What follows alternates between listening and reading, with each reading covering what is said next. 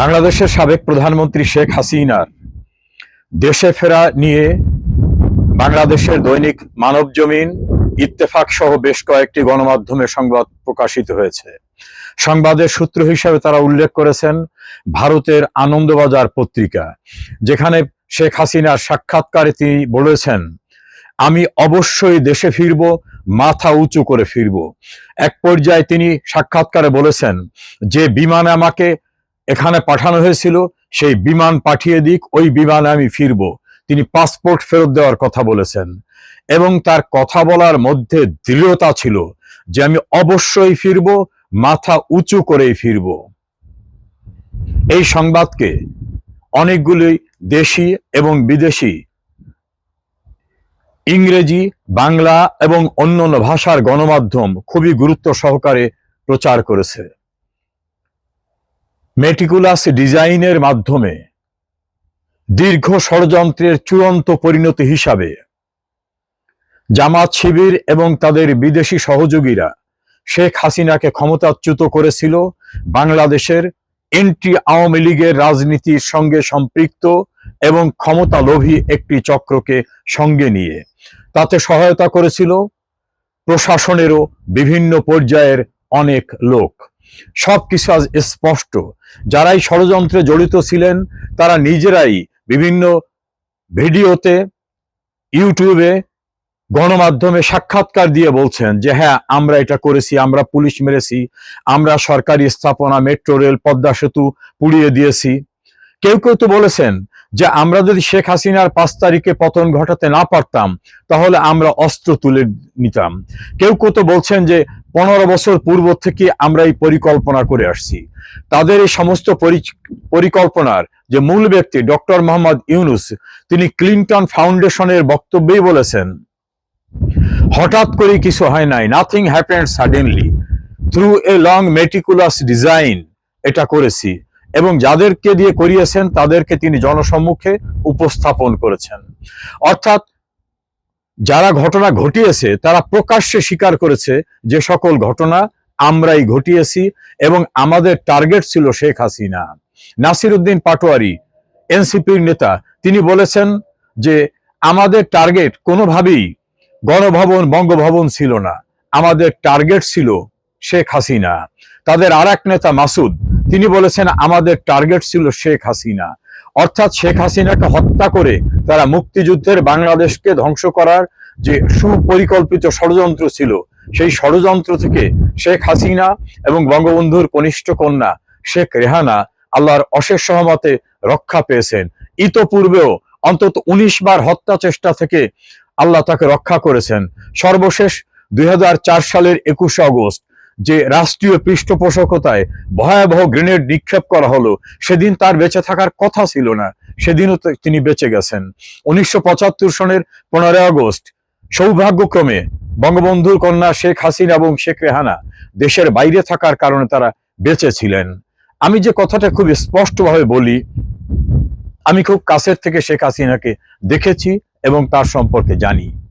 তিনি যা বলেন তিনি সেটা করে ছাড়েন। তিনি যখন যুদ্ধ অপরাধীদের বিচারের প্রক্রিয়া নিয়ে আলোচনা করছিলেন, অনেকেই, এমনকি তার দল এবং শুভাকাঙ্ক্ষীদের অনেকেও কিন্তু এই সাহস নেওয়া ঠিক হবে কিনা তাকে শঙ্কিত করেছিলেন। বলেছিলেন যুদ্ধ অপরাধীরা দেশের ভিতরে সুপ্রতিষ্ঠিত, রাজনীতিতে প্রতিষ্ঠিত, কেউ কেউ মন্ত্রী হয়েছেন, রাজনৈতিক নেতা হয়েছেন, কারো ব্যাংক, বিমা, শিক্ষা প্রতিষ্ঠান হয়েছে, দেশের বাইরে তাদের বিশাল প্রভাব রয়েছে। শেখ হাসিনা বলেছিলেন আমি বিচার করব।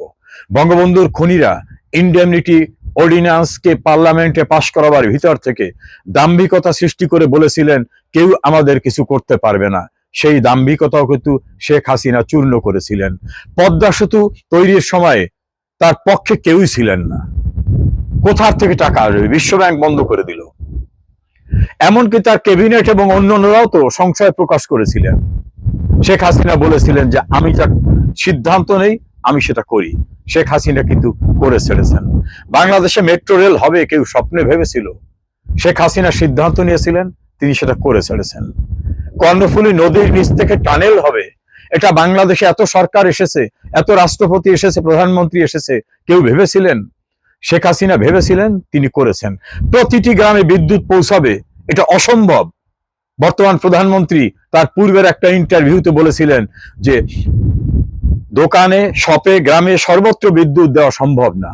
শেখ হাসিনা বলেছিলেন যে আমি সর্বত্র বিদ্যুৎ দেব, প্রতিটি গ্রামকে বিদ্যুতায়িত তিনি করে ছেড়েছেন। তথ্য প্রযুক্তি, প্রতিটি গ্রামে, একেবারে প্রত্যন্ত অঞ্চলেও তিনি ইন্টারনেট পৌঁছে দিয়েছেন। একটা লোক গৃহহীন থাকবে না, তার এই সংকল্প তিনি বাস্তবায়ন করেছেন সকল মানুষের জন্য, গৃহহীনদের জন্য। সরকারি ভূমিতে সরকারি টাকায় গৃহ নির্মাণ করে, দলিল করে দিয়ে, তাদের মালিকানা নিশ্চিত করে দিয়ে।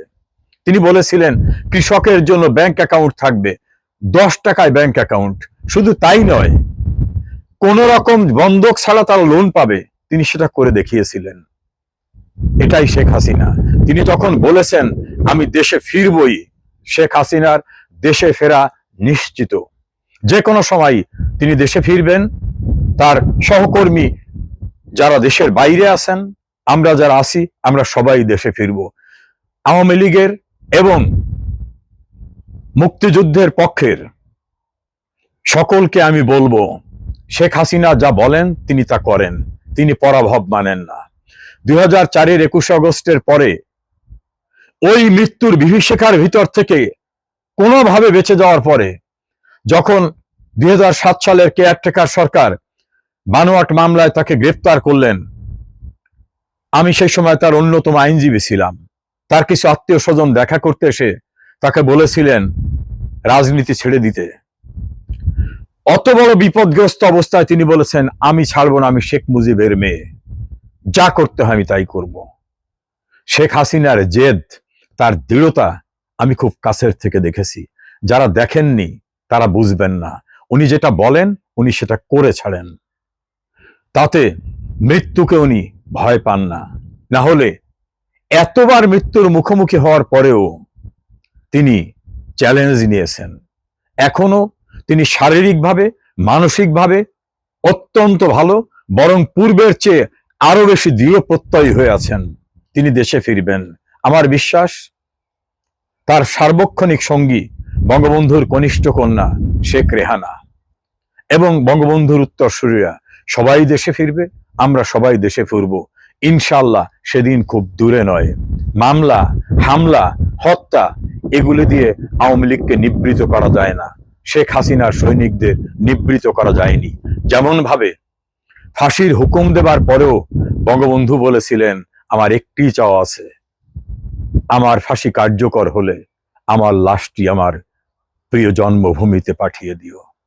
শেখ হাসিনার ধমনীতে তার রক্ত, শেখ রেহানার ধমনীতে তার রক্ত। শেখ হাসিনা ফিরবেই ফিরবে ইনশাআল্লাহ, সেদিন খুব দূরে নয়।